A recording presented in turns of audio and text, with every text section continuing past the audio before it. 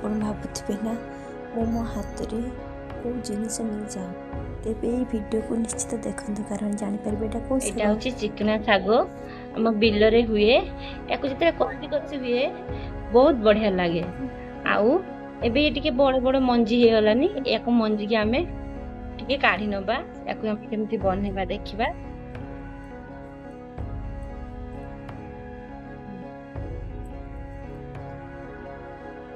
ଏମିତି ସବୁ ୟାକୁ ହାତରେ ଦଳିକି ୟାର ମଞ୍ଜି ବାହାର କରିଦବା।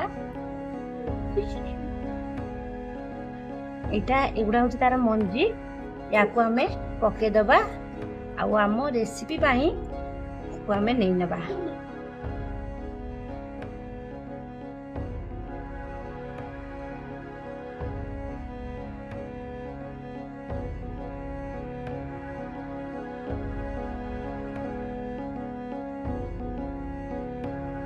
ଏମିତି ଆମେ ସବୁ ଆଳୁ ବାଇଗଣକୁ ଛୋଟ ଛୋଟ କରି କାଟି ନେବା। ଆଉ ଏ ରେସିପି ପାଇଁ ଆମ ପରିବା ଛୋଟ ଛୋଟ ହୋଇ କାଟିଲେ ବହାଇବାକୁ ଭଲ ଲାଗେ। ଆଉ ଆପଣମାନେ କିଛି ଖରାପ ଭାବିବେନି କାରଣ ମୋର ଗୋଟେ ଛୋଟ ପିଲା ଅଛି, ସେ ସବୁବେଳେ ମୋ ପାଖରେ ରୁହେ, କଥାବାର୍ତ୍ତା କୁହେ, ତ ଆପଣଙ୍କୁ ମୋ କଥା ଶୁଣିବାର ଅସୁବିଧା ହେଇଥିବ, ସେଥିପାଇଁ ମୋତେ କ୍ଷମା କରିଦେବେ। ଏବେ ଦେଖନ୍ତୁ ମୁଁ ସବୁ କାଟି ସାରିଛି। ଏଠି ମୁଁ ପିଆଜ ନେଇଛି, ପିଆଜକୁ ଭଲ ଭାବରେ କାଟିଦେବା। ଏବେ ମୁଁ ପିଆଜ ଗୁଡ଼ାକୁ ଏମିତି ଛୋଟ ଛୋଟ କରି କାଟିଦେବି। କାଟି ସାରିଲା ପରେ ମୁଁ ମୋର ରେସିପି ଆରମ୍ଭ କରିଦେବି। ଆପଣମାନେ ନିଶ୍ଚିତ ଏ ଭିଡ଼ିଓକୁ ଶେଷ ଯାଏ ଦେଖନ୍ତୁ, ନିଶ୍ଚିତ ଆପଣମାନଙ୍କୁ ଭଲ ଲାଗିବ। ଆଉ ମୋତେ ନିଶ୍ଚିତ ଭାବରେ ଲାଇକ୍ କରିବେ, ଏବେ କମେଣ୍ଟ କଢ଼ାରେ କରିବେ, ତେଲ ଆଉ ପକେଇଦବା। କମେଣ୍ଟ ମାଧ୍ୟମରେ ମୋର ଭୁଲଟି ଆପଣ କହିପାରିବେ। ଏବେ ମୁଁ ଗୋଟେ ତେଲ ଗରମ ହେଇଗଲା, ଶୁଖିଲା ଝାଳ ଦେଇଦବା।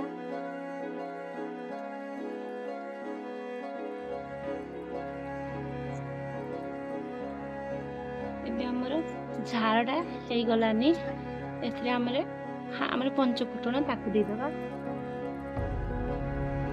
ତାପରେ ଏଥିରେ ପିଆଜ ଦେଇଦବା।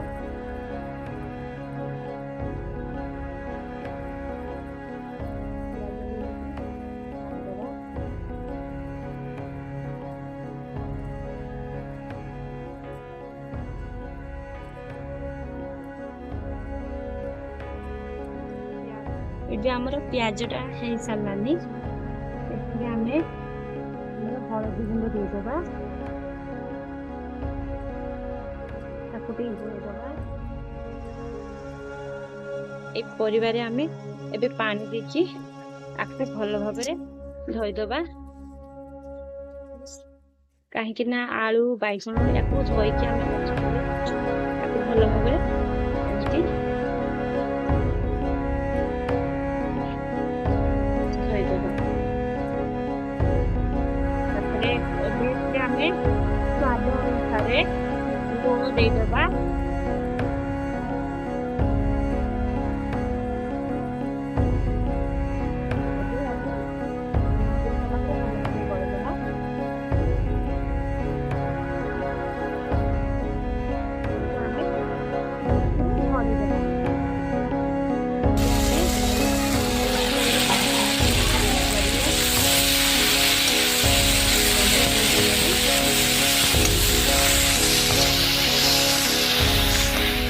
ବିଲ ଶାଗ ମାନେ ୟାକୁ ଚିକିନା ଆମେ କହୁ, ବିଲ ଶାଗ କହୁ।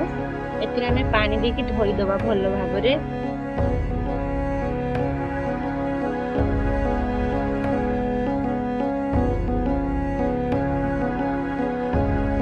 ୟାକୁ ଭଲ ଭାବରେ ଧୋଇଦବା ଏମିତି।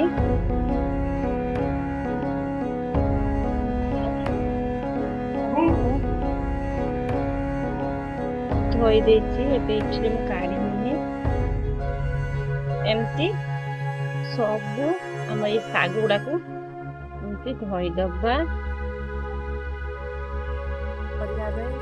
ଅଳ୍ପ ସିଝିଗଲା ପରେ ଆମେ ପାଣି ଦେଇଦେବା।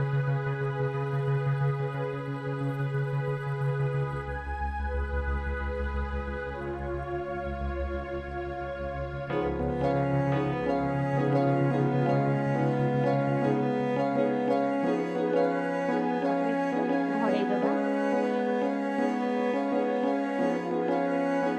ପରିବା ପୁରା ସିଝିଗଲାଣି, ଦେଖିବା।